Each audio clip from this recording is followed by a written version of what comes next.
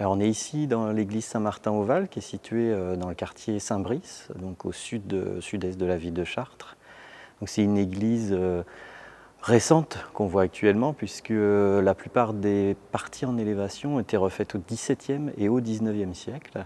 Mais on sait que l'église, par des textes plus anciens, est au moins en place au XIe siècle, voire au IXe siècle. Et les fouilles qui ont été réalisées ces dernières années, c'est-à-dire de 2014 à 2017, ont montré en fait qu'il existe un édifice beaucoup plus ancien qui date du VIe siècle.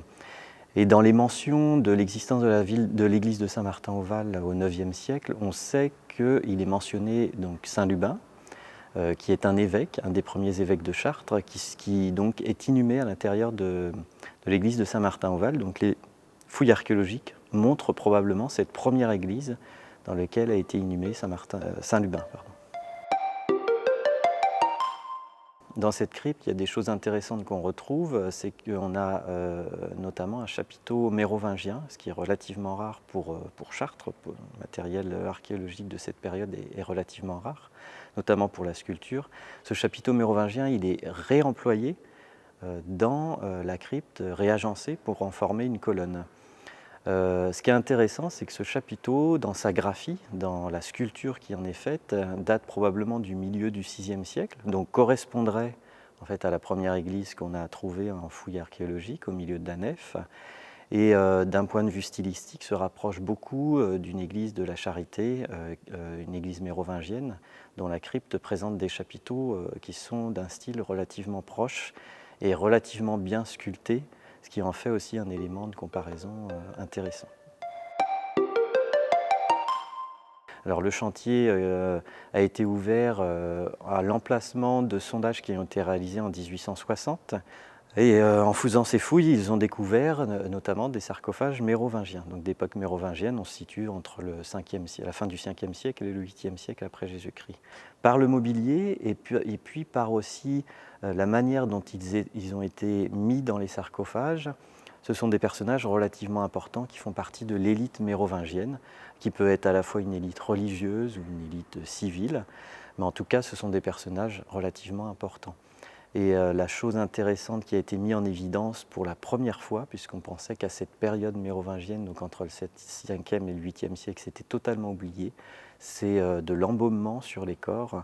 On a trouvé 3 exemples par des analyses scientifiques qui ont été réalisées sur des prélèvements qui ont été faits dans le sarcophage.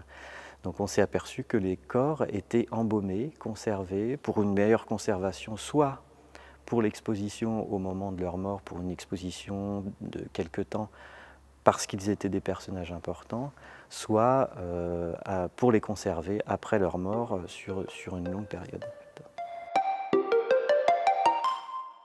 Sur la période antique, on a des textes qui sont des textes plutôt sur des grandes cités comme Rome ou d'autres, mais pour la cité d'Autricum, qui était le nom de Chartres à l'époque antique, on n'a pas d'éléments en fait textuels. Donc on sait que c'est une cité importante puisque les différentes fouilles depuis les années 70 ont montré des vestiges relativement riches, de grandes domus, notamment aux approches de la cathédrale.